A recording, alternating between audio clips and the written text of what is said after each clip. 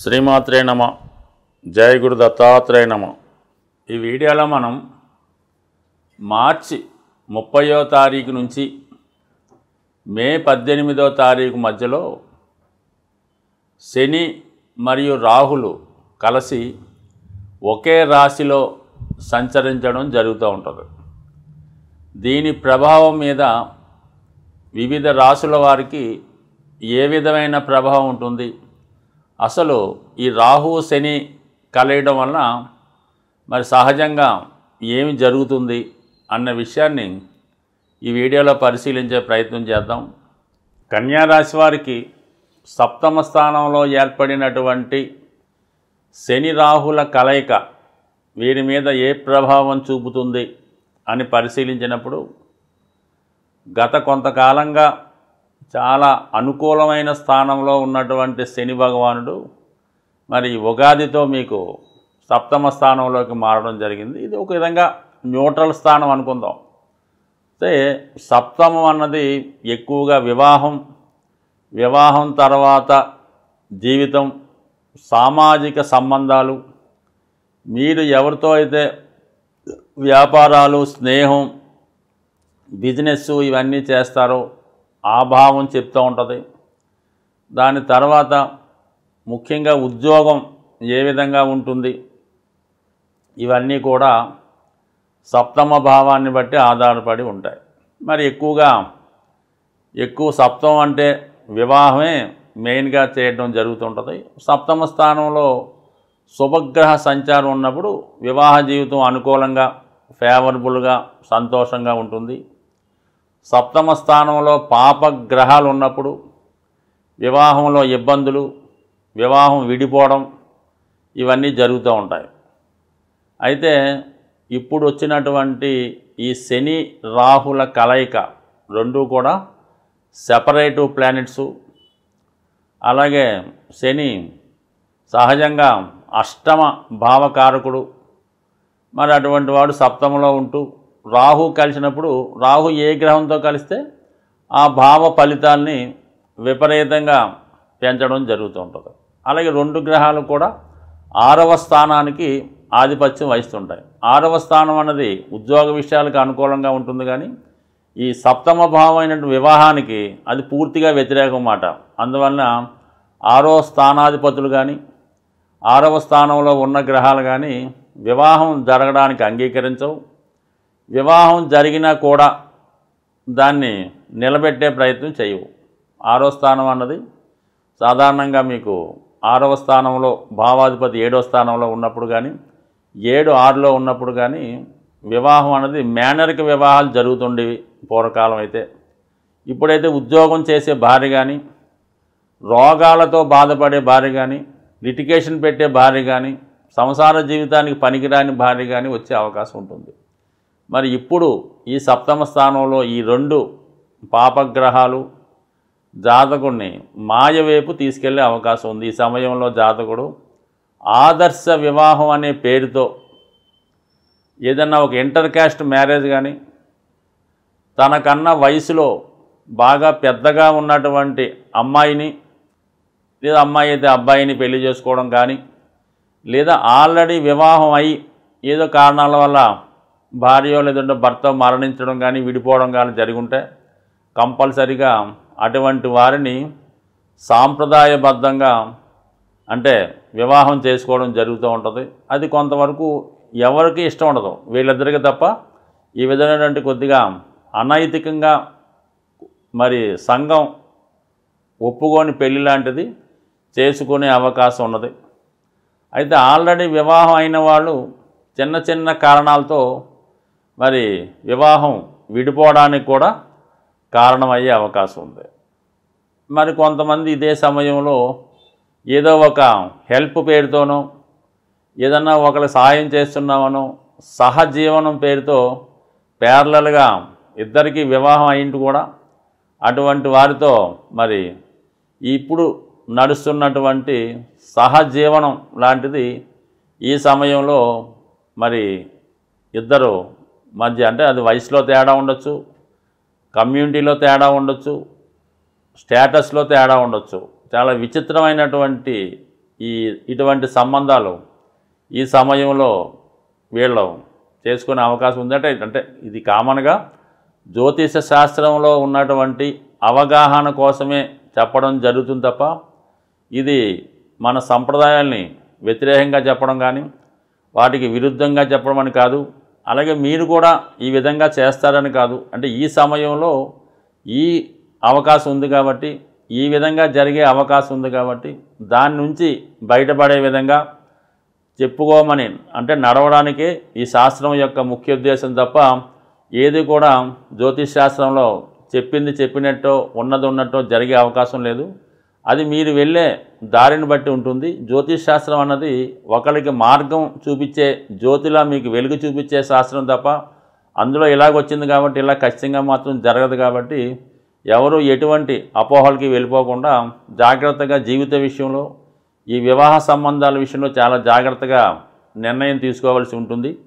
అయితే ఇది ఉద్యోగ విషయంలో శని వృత్తికారకుడు కాబట్టి రాహువు సాఫ్ట్వేర్ టెక్నాలజీకి మోడర్న్ టెక్నాలజీ కారణం కాబట్టి ఎవరైతే ఉద్యోగంలో కొత్తగా మారి ఏదన్నా వాళ్ళు ప్రస్తుతం చేస్తున్నటువంటి వృత్తిని వదిలిపెట్టి సాఫ్ట్వేర్ రంగంలోకో సినిమా రంగంలోకో మెడికల్ రంగంలోకో ప్రవేశిద్దాం అనుకున్న వారికి చాలా వరకు ఈ గ్రహస్థితి సహకరిస్తుంది. అలాగే విదేశ ప్రయత్నాలు కూడా మీకు ఈ సమయంలో విదేశ ప్రయత్నాలు ఫలించే అవకాశం కూడా చాలా వరకు అనుకూలంగా ఉంది. కాబట్టి జాతకులు తాను ఏదైనా ఒక శాస్త్రాన్ని చెప్పినప్పుడు ఒక ఫలితాలు చెప్పినప్పుడు దానిలో కేవలం మీరు మంచిని మాత్రమే తీసుకోవాల్సి ఉంటుంది. ఏదైనా చిన్న చిన్న పొరపాట్ల లాంటి ఫలితాలు మేము చెప్పినప్పుడు వాటి జోలికి వెళ్లకుండా జాగ్రత్తగా ఉండాలి తప్ప కేవలం ఇది శాస్త్ర అవగాహన మాత్రమే చెప్పడం జరుగుతుంది. రాహు గత కొంతకాలంగా మీనరాశిలో సంచరిస్తూ మే 18వ తారీఖు వరకు మీనరాశిలోనే సంచరించడం జరుగుతూ ఉంటుంది. రాహు స్వభావంగా మన జ్యోతిష శాస్త్ర ప్రకారం రాహుకి ప్రత్యేకంగా ఒక రాశి నిర్ణయించపోయినప్పటికీ కూడా రాహు ఏ రాశిలో ఉంటే ఆ రాశిని తన ఆధీనంలోకి తీసుకొని ఆ రాశిని తన యొక్క సహజ లక్షణాలతో కలిపి ఫలితం ఇవ్వడం జరుగుతూ ఉంటుంది. అయితే తర్వాత పరిశోధనలో రాహుకి కుంభరాశి స్వక్షేత్రంగా నిర్ణయించడం జరిగింది. అంటే కుంభరాశిలో శని భగవానుడితో పాటు రాహు కూడా అదే రాశి పైన ఆధిపత్యం వహించడం జరుగుతూ ఉంటుంది. అలాగే ఉచ్చ రాశులుగా మరి వృషభ రాశి కొంతమంది ప్రకారం, మిథున రాశి కొంతమంది ప్రకారం నిర్ణయించడం జరుగుతుంది.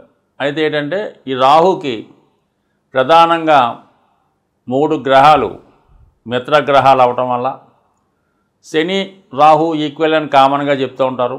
అలాగే శుక్రుడు బుధుడు కూడా ఈ రాహుగ్రహానికి మిత్రగ్రహాలు అవటం వల్ల, అలాగే రాహుకి శుక్రుడు గురువుతో సమానం, అలాగే బుధుడు కూడా ఇద్దరు కూడా గురు శిష్యులు లాంటి వాళ్ళు. కాబట్టి ఈ రాహు శుక్ర బుధులతో కలిసి ఉన్న వారి యొక్క రాశుల్లో ఉన్నా కూడా తన యొక్క శుభ ఫలితాలు ఇవ్వడం జరుగుతూ ఉంటుంది. అంటే మిత్రగ్రహాలతో కలిసినప్పుడు సహజంగా రాహుకి శుభ ఫలితాలు అంటే మామూలుగా అది ఒక విధమైన అంటే తామస గుణం లక్షణాలతో కలిగి ఉంటాడు రాహు. అంటే సాధారణంగా రాహు ఇచ్చే ఫలితం ఎలా ఉంటుందంటే అక్రమ న్యాయ సంబంధంగా లేకపోవడం, అక్రమ పద్ధతుల్లో వెళ్ళడం, అలాగే చట్టానికి లోబడకుండా దాన్ని అధిగమించడం, అలాగే బ్లాక్ మార్కెట్టు, స్మగ్లింగు, తర్వాత వ్యభిచారం, మద్యపానీయం,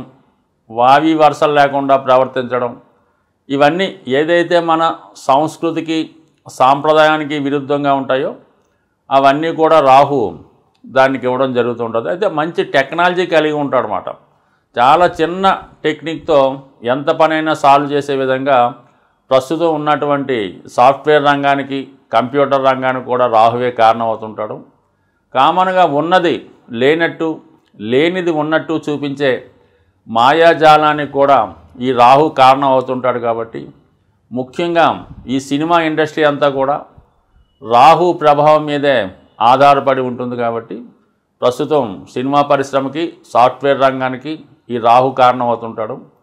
సాధారణంగా జీవితం సుఖవంతంగా, లగ్జరీగా, బయట వారితో సంబంధం లేకుండా ఒక మనిషి తన వ్యక్తిత్వంలో జీవించాలంటే రాహుగ్రహ అనుగ్రహం తప్పనిసరిగా ఉండాలి. మరి ఇదే రాహు గురువుతో కలిసి ఉన్నప్పుడు గురుచండాల యోగం అని చెప్తూ ఉంటారు. అంటే గురువు ఇచ్చే మంచి లక్షణాలని పాడు చేసి ఆ విద్యార్థినో, ఆ స్టూడెంట్నో వివిధ మార్గాల ద్వారా పతనానికి కారణమవుతుంటాడు. మళ్ళీ ఇంచుమించుగా కొంతమంది అదే నెగిటివ్ యాంగిల్లో పైకి కూడా తీసుకురావడం జరుగుతుంది. ఇంచుమించుగా 30 సంవత్సరాల తర్వాత ఈ గురుచండాల యోగం అద్భుత యోగంగా మారే అవకాశం ఉంది. అయితే మరి రాహు శుక్రగ్రహంతో కలిసి ఉండడం వలన ఈ సినిమా పరిశ్రమ, సాఫ్ట్వేర్లో డెవలప్ అవడం, అయితే వ్యసనాలు, వ్యభిచారం, స్త్రీలోలత్వం కంపల్సరీగా ఉంటుంది. అదే బుధుడితో కలియడం వల్ల సైంటిఫిక్గా విద్య నేర్చుకుంటాడు. డిఫరెంట్గా విద్య నేర్చుకోవడం జరుగుతూ ఉంటుంది. అందరూ కష్టపడి చదువుతూ ఉంటే వీళ్ళు సూక్ష్మ మార్గం ద్వారా సింపుల్గా ఆ విద్యలో సక్సెస్ సాధించడం జరుగుతూ ఉంటుంది. ఏదైనా ఈ బుధ రాహు కలిసి ఉన్నప్పుడు కంపల్సరీగా విద్యలో ఆటంకాలు ఎదురైనప్పుడు కూడా ఏదో విధంగా విద్యను పూర్తి చేసి వాళ్ళు అనుకున్నది సాధిస్తూ ఉంటారు. మరి ముఖ్యంగా శని కూడా కుంభరాశికి అధిపతి అవుతుంటాడు. రాహు కూడా అధిపతి అవడం వల్ల అంటే శని పరిశ్రమకు కారణం అవుతుంటాడు, ఒక ఇండస్ట్రీకి కారణం అవుతుంటాడు, ఒక వ్యాపారానికి కారణం అవుతుంటాడు. అదే శని భగవానుడితో రాహు కలిస్తే దాన్ని ఇంకా చాలా కలర్ఫుల్గా, అంటే బాగా పెద్ద పెద్ద సంస్థలు, అంటే ఎక్కువ ఇన్వెస్ట్మెంట్తో పెద్దగా పెడుతున్నటువంటి ఏదైనా షాపింగ్ మాల్స్ కానీ, మల్టీప్లెక్స్ లాంటి సినిమా థియేటర్లు కానీ, అలాగే పెద్ద బడ్జెట్తో కూడుకున్నటువంటి మన పుష్ప లాంటి సినిమాలకు కూడా ఈ శని రాహులు కలిసి ఉండడం వలన అటు టెక్నాలజీని, అటు ధనాన్ని ఎక్కువగా ఉపయోగిస్తూ కొద్దిగా చట్టానికి లోబడి ఆ సినిమాలు కూడా తీయడం జరుగుతుంటుంది. మొత్తం మీద ఏంటంటే హై బడ్జెట్ చిత్రాలకి, పెద్ద పెద్ద పరిశ్రమలకి, అలాగే సాఫ్ట్వేర్ రంగంలో బాగా ఇంప్రూవ్మెంట్కి, అలాగే కష్టపడకుండా కొద్దిపాటి శ్రమతో నెలకి 10 లక్షలు, 20 లక్షలు సంపాదించినటువంటి ఉద్యోగస్తులకు కూడా రాహు కారణం అవుతుంటాడు. శని రాహులు మిత్రగ్రహాలు అవటం వల్ల రెండూ కూడా కుంభరాశి ఆధిపత్యం వహిస్తూ వాటికి ధనస్థానం అయినటువంటి మన మీనరాశిలో కలిసి ఉండడం అన్నది, ఇది కొత్తగా ఇండస్ట్రీ స్థాపించాలన్నా తనను తాను ఇంప్రూవ్మెంట్ చేసుకుంటూ తన టాలెంట్ను రుజువు చేసుకొని ఎక్కువ ఫైనాన్స్ సౌకర్యంతో ఏదైనా ఒక పరిశ్రమ స్థాపించాలనుకున్న వాళ్ళకి, వ్యాపారం చేద్దామనుకున్న వాళ్ళకి, ఒక సినిమా తీద్దామనుకున్న వాళ్ళకి, అంటే ఒక ధైర్యంతో కోటాను కోట్లు ఇన్వెస్ట్ చేసే పరిశ్రమలకి, వ్యాపారానికి కూడా ఈ 2 గ్రహాలు కారణం అవుతున్నాయి. కాబట్టి మరి ఈ రాబోయే మార్చి 30వ తారీఖు నుంచి మే 18 మధ్యలో ఈ 2 గ్రహాలు కలిసి మీనరాశిలో ఉండగా మిగతా రాశుల వారికి ఎటువంటి ఫలితాలు ఇవ్వబోతున్నాయి అన్న విషయాన్ని తెలుసుకుంటూ చివరిగా మరి దీనికి పరిహారం ఏమైనా ఉంటుందా, ఏ విధమైన రెమెడీ చేసుకుంటే మనకి ఈ 2 గ్రహాలు యోగిస్తాయి అన్న విషయాన్ని తెలుసుకొని, ఈ శని రాహు గ్రహాల కలయిక కొంతమందికి మంచిగాను, కొంతమందికి చెడుగాను, చెడుని కూడా మంచిగా మార్చుకునే విధంగా కూడా ఈ రాహు సహకరిస్తూ ఉంటాడు. అయితే ఈ శని రాహులకి పరిహారం ద్వారా వారిని పాజిటివ్గా మార్చుకోవడానికి సులభమైనటువంటి మార్గాన్ని మనకి ఈ శాస్త్రాన్ని అందించినటువంటి పెద్దలు ఒక హింట్ ద్వారా చెప్పడం జరిగింది. అసలు జ్యోతిష్ శాస్త్రం అంతా కూడా రహస్యమైనది. అది వారిలో ఉన్నటువంటి సూక్ష్మాన్ని గ్రహించడమే జ్యోతిష శాస్త్రవేత్తలుగా వారి యొక్క నిజమైనటువంటి కృషిగా మనం చెప్పచ్చు. రాహువు అంటే కేవలం తల భాగమే కాబట్టి అధికమైనటువంటి ఆశల్ని కలిగి ఉండడం జరుగుతూ ఉంటుంది. శని భగవానుడు ఏంటంటే ఒక క్రమశిక్షణతో కూడుకున్నటువంటి గ్రహం, బాగా డిసిప్లిన్గా ఉంటూ నేర్చుకునే గ్రహం కాబట్టి ముఖ్యంగా ఈ శని రాహులకి ఈ మనం పురాణాలు పరిశీలించినప్పుడు ఎక్కువగా ఆంజనేయ స్వామిని కనెక్ట్ చేయడం జరుగుతూ ఉంటుంది. అంటే ఎవరికి ఎప్పుడు ఏ ఆపద వచ్చినా కూడా ఆంజనేయ స్వామి వచ్చి దాన్ని రక్షించి మళ్ళా ఆయన అక్కడితో ఆయన పోర్షన్ కంప్లీట్ అవ్వడం జరుగుతూ ఉంటుంది. సో ఈ సమయంలో మీరు ఈ హనుమాన్ని ఆరాధించడం వల్ల, అంటే హనుమాన్కి అందుకనే చాలా భారీ విగ్రహాలు పెడుతూ ఉంటారు. 40 అడుగులు 100 అడుగులు కూడా పెడుతూ ఉంటారు భారీగా. అది రాహు ప్రభావం వల్ల. రాహు ఏంటంటే ఉన్నదాన్ని పెద్దగా చేస్తుంటాడు. ఆంజనేయ స్వామి కూడా ఎప్పుడు చిన్నగానే ఉంటాడు. అవసరమైతే విశ్వరూపంగా పెద్దగా తన యొక్క ఒక విధంగా వాయునందనుడు, ఈ వాయుగ్రహాలు ఈ శని రాహులు కూడా అలాగే ఎక్స్పాండ్ చేసే గుణం రాహుకు ఉంటుంది. ఆంజనేయ స్వామి కూడా తను అవసరమైనప్పుడు మొత్తం ఎంతకన్నా ఎక్స్పాండ్ అవ్వగలుగుతాడు. అలాగే చిన్నగా దూరి కేవలం లంకిని నోట్లో దూరి మళ్ళీ బయటకు వచ్చేస్తూ ఉంటాడు. కాబట్టి ఇవన్నీ రాహు మాయ అంతా కూడా ఆంజనేయ స్వామి దగ్గర ఉంది. మరి శని యొక్క క్రమశిక్షణ అంతా కూడా సేవకా లక్షణాలన్నీ కూడా ఆంజనేయ స్వామి దగ్గర ఉన్నాయి. కాబట్టి ఈ సమయంలో మీరు ఆంజనేయ స్వామిని మరి తమలపాకులతో పూజించవలసి ఉంటుంది. అంటే తమలపాకులు అండి 100, 41 రూపాయి కూడా అవన్నీ పక్కన పెట్టండి. ఒక బుట్ట తమలపాకులు ఎంత అయితే అంత తీసుకొని ఆ బుట్ట తమలపాకులతో స్వామికి విపరీతంగా అర్చన చేయిస్తారో, మాల వేస్తారో, మొత్తం మీద ఒక బుట్ట తమలపాకులతో అర్చన చేయించడం. మరి రాహుకి మినువులు కారణం కాబట్టి వడమాల, అంటే మినువులతో చేసినటువంటి వడమాల ఒకటి తయారు చేసి, అంటే మామూలుగా ఒక 108 కాకుండా ఒక 1008 వచ్చేలాగా విశేషంగా వడమాల తయారు చేయించి స్వామికి అలంకరించి ఇవన్నీ కూడా గుడిలో పంచిపెట్టడం వల్ల నిరంతరం హనుమాన్ పూజ చేసుకోవడం, హరినామ స్మరణ చేసుకోవడం, ఇవన్నిటితో పాటుగా ఆ జగజ్జనని అమ్మవారు, అంటే దశమహావిద్యలు వారి జోలికి ఏమీ వెళ్లకుండా కేవలం కనకదుర్గ అమ్మవారు, అంటే ఎవరినైతే రాక్షస సంహారం జరిగిందో ఈ చండీ హోమంలో ఈ అమ్మవారి యొక్క విశేషంగా చెప్పడం జరుగుతుంటుంది. ఇంకా విపరీతమైన ఇబ్బందుల్లో ఉన్నవాళ్ళు ఈ చండీ హోమం పాల్గొనడం వల్ల, చేయించడం వల్ల, శ్రద్ధగా ఆ చండీ హోమాన్ని వీక్షించడం వల్ల ఏదైనా ఒక పుణ్యక్షేత్రంలో జరిగినటువంటి చండీ హోమానికి ఎక్కువ విలువ ఉంటుంది. అలాగే ఏదైనా ఒక పవిత్ర దేవాలయంలోనో ఒక గోశాలలోనో చేస్తున్న దానికి ఎక్కువ విలువ ఉంటుంది. మరి కొంతమంది అవకాశం ఉన్నవాళ్ళు దాన్ని భరించగలిగే శక్తి ఉన్నవాళ్ళు, అంటే పూర్తిగా ఉంటేనే మీరు ఈ చండీ హోమాన్ని మీ యొక్క గృహంలో చేయించుకునే ప్రయత్నం చేయండి. దానికి తగు విధంగా, అంటే చండీ హోమం మీ ఇంట్లో చేస్తున్నారంటే అదేదో తూతు మంత్రం అని మాత్రం మీరు అనుకోవద్దు. సమస్త దేవతలు మీ గృహాన్ని విచ్చేయడం జరుగుతూ ఉంటుంది. మరి ఆ వచ్చినటువంటి దేవతలకి మరి ఆ హోమంలో అన్నీ సరిగ్గా సమర్పించవలసి ఉంటుంది.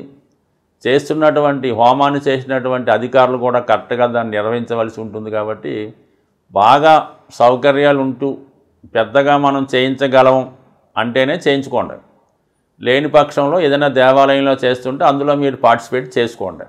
ఈ విధంగా చేసుకొని ఎక్కువ సమస్యలు ఉన్నవారు మామూలుగా నిరంతరం ఆంజనేయ స్వామిని పూజించుకుంటూ అప్పుడప్పుడు తమలపాకులతోనూ వడమాలతో పూజ చేయించుకుంటూ చక్కగా మీరు ఈ రాబోయే ఈ 50 రోజుల్లో ఏదో ఒక రోజు చేసుకొని చాలు. అవకాశం ఉన్నవాళ్ళు కంపల్సరీగా ఆ ఫలితం మీకు నిరంతరం, అంటే రాహువు అనుగ్రహం ఇచ్చేటంటే చాలా సూక్ష్మంగా చాలా తొందరగా ఎక్కడికో తీసుకెళ్ళడం జరుగుతూ ఉంటుంది. అదే ఆగ్రహించాడు, కోపగించాడంటే మనిషికి చాలా చెడ్డ పేరు వస్తుంది. పూర్వకాలంలో ఉన్నటువంటి భయంకరమైన వ్యాధులకు కూడా రాహువే కారణమవుతుంటాడు.